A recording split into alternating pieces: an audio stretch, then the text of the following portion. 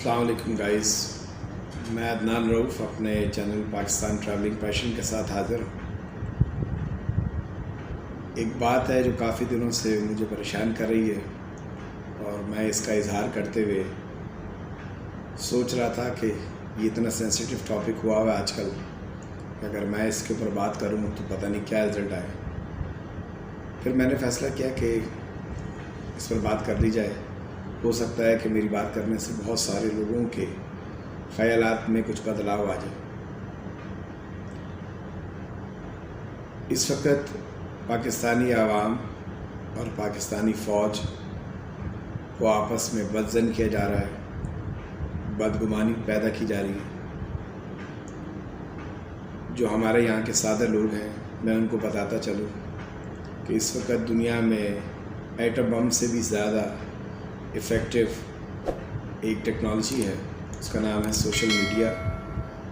اس کے آگے بڑے بڑے برج الٹ چکے ہیں، چینلز فیل ہو چکے ہیں، کیونکہ اس میں کوئی واچ ڈاگ نہیں ہے۔ واچ ڈاگ کا لفظ میڈیا ٹیکنالوجی میں استعمال ہوتا ہے کہ جو بھی کنٹینٹ آتا ہے اس کنٹینٹ کو پہلے کچھ لوگ معتبر لوگ دیکھتے ہیں، آیا وہ سوسائٹی کے لیے ہارمفل ہے، آیا اس کو ڈیلیور کرنا چاہیے، اس کو پبلش کرنا چاہیے۔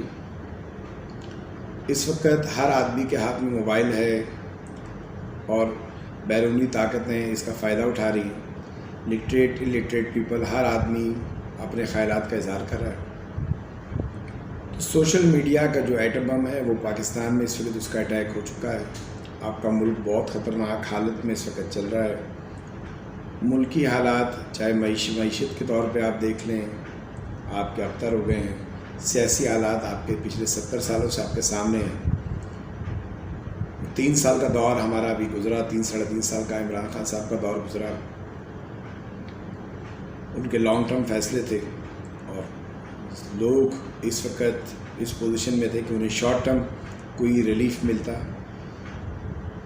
تو لوگ ان سے بھی کافی لوگ مایوس ہو چکے تھے۔ پھر یک حکومت بدل گئی، لیکن اس وقت لوگوں کی چوائس اس بیاف کے اوپر تھی کہ کم از کم ایک آدمی جو ایماندار ہے اور پڑھا لکھا ہے اور ملک کو صحیح طرف لے کے جا رہا ہے، تو لوگوں کے پاس اس آپشن کو کے سوا کوئی آپشن تھا نہیں، تو لوگوں نے پبلک نے وہ چنا اور وہ اس قابل بھی ہے۔ لیکن اس دوران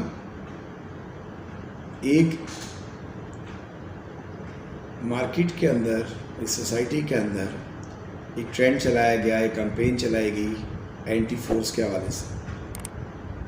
میں فوج کا اور عوام کا تعلق تھوڑا سا واضح کرنا چاہتا ہوں۔ 1947 کے بعد جن حالات میں ہم نے گزارا کیا وہ سب آپ کے سامنے ہیں، اور جب جنگ ہوئی تو یہی فوج ہوتی تھی جو بہت کثیر بڑی فوج کے سامنے اور مختصر سے اسلحے کے ساتھ مختصر فوج اتنے بڑے ملک کے سامنے اس نے مقابلہ کیا، چاہے وہ 65 کی وار تھی، 71 کی وار تھی۔ 71 کی وار یا دیگر جس میں لوگوں نے اپنی جانوں کے نذرانے پیش کیے، اس کو عوام کبھی نہیں بھول سکتی، اور وہ منظر بھی نہیں بھول سکتی جب فوج کسی جگہ کمزور پڑی تو یہی عوام تھی، یہی لاہور کا شہر تھا، جب لوگوں نے اپنے سینوں پر بم باندھ کر اس ٹینکوں کے نیچے لیٹ گئے اور ان لوگوں کے برے خیالات جو یہ بات کہتے تھے کہ کل صبح کا ناشتہ ہم لاہور میں کریں گے، ان سب کو ملیہ میٹ کر دی۔ ہمارے کچھ شہیدوں نے نشان حیدر جیسا عظیم ہمارا قومی نشان، ہمارے فخر کو حاصل کیا، اور کئی لوگ ایسے ہیں جن کا نام و نشان ہی نہیں ہے ہماری لسٹ میں۔ ان سب نے بھی شہادت جو ہے وہ شہادت حاصل کی، اور اس کا مقام اور اس کی جزا اللہ تعالیٰ ان کو دے گا۔ ابھی بھی سرحدوں پر چاہے وہ گلیشیئر ہو، سیاچن ہو، مختلف ہمارے بارڈرز ہیں جہاں میل و میل آدمی نظر نہیں آتا، وہاں پر یہ لوگ ہمارے لیے بیٹھے ہیں دن رات۔ جب ایک خبر آتی ہے کہ 2nd لیفٹیننٹ یا کیپٹن کی پوسٹ پر ابھی لڑکا اپوائنٹ ہوا، اپنے خوابوں کو لے کے زندگی میں آیا، ابھی اس کی شادی پکی ہو رہی ہے اور وہ کفن میں لپٹا ہوا گھر واپس آیا، وزیرستان کے بارڈر پر اس کو شہید کر دیا گیا۔ ایسے بہت سارے عوامل ہیں۔ میں آپ کو سمجھانا یہ چاہ رہا ہوں کہ کوئی ملک فوج کے بغیر نہیں چل سکتا۔ اگر یہ فوج نہ ہوتی تو آپ کو انڈیا کب سے کھا چکا ہوتا، مسل چکا ہوتا۔ فوج نہیں ہوتی تو یہ ہمارے آس پاس کے جتنے بارڈرز ہیں یہ سب ہم پر اس وقت حملہ کر چکے ہوتے، ہم پہ دھاوا بول چکے ہوتے۔ یہ ہماری فوج ہے، یہ ہماری ایجنسیز ہیں جنہوں نے بڑی بہترین صلاحیتوں کا مظاہرہ کیا، ٹیکنالوجی میں بہت آگے نکل گئے اور ملک میں ایٹمی دھماکے کر کے انہوں نے آپ کے ملک کو ناقابل تسخیر بنا دیا۔ آج لوگ صرف خواب دیکھتے ہیں پاکستان میں۔ ہاں یہ بات صحیح ہے کہ ہم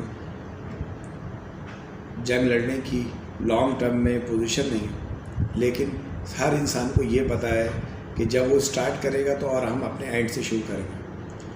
اس دوران فوج کا جو مورال ہوتا ہے وہ اپنی قوم کے ساتھ مضبوط ہوتا ہے، لیکن قوم کو میں یہ بتانا چاہ رہا ہوں کہ بہت سارے سوشل میڈیا پہ جو کمپین چلائی جا رہی ہیں، میسیج چلائے جا رہے ہیں ہماری قیادت کے متعلق، اس سے پرہیز کریں۔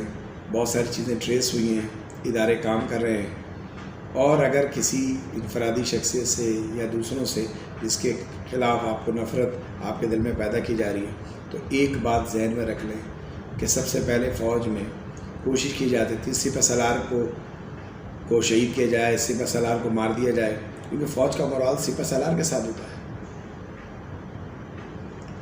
تو پچھلے کئی سالوں سے حکومت چل رہی تھی، اس وقت کوئی اختلاف نہیں تھا، لیکن اچانک آج حکومت نہیں ہے، دوسری حکومتیں، تو بہت سارے اختلافات سامنے آئے۔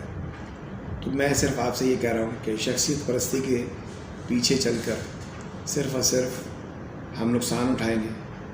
برائے مہربانی آپ کسی پارٹی سے بھی ہیں، آپ کسی قیادت کے پیچھے چل رہے ہیں، بے شک چلیں، لیکن اپنی فوج کے لیے دل میں نفرت پیدا مت کریں، اپنی فوج کو مورال کو بلند کریں۔ آپ اپنے ہاتھ سے اپنے پیر پر کلاڑا ماریں، آپ کو ان کی شہادتیں، آپ کو ان کی قربانیاں، جس وقت آپ کے ملک میں سیلاب آتا ہے تو کون ہے جو آپ کے ساتھ فلڈ میں کھڑا ہوتا ہے؟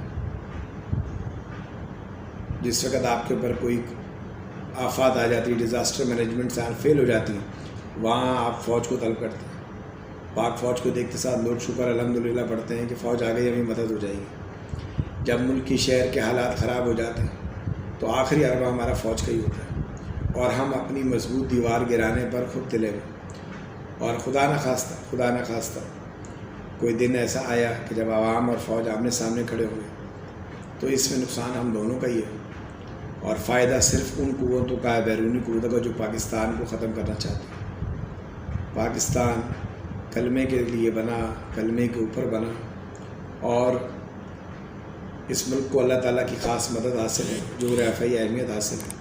میری آپ سے درخواست ہے، برائے مہربانی اس طرح کے تمام میسیجز جو آپ کو وصول ہو رہے ہیں فوج کے خلاف، آپ برائے مہربانی ان پہ کان نہ دھریں، اور ہو سکے تو جس تک رپورٹ کر سکیں وہ آپ رپورٹ کریں، اور اپنے سپہ سالار، اپنی فوج، اپنے اس کی آن بان شان کو بحال رکھیں، اور عوام میں ایک دوسرے کی اصلاح کریں تاکہ یہ ملک قائم دائم رہے۔ اپنا اور اپنے آس پاس والوں کا خیال رکھیے گا۔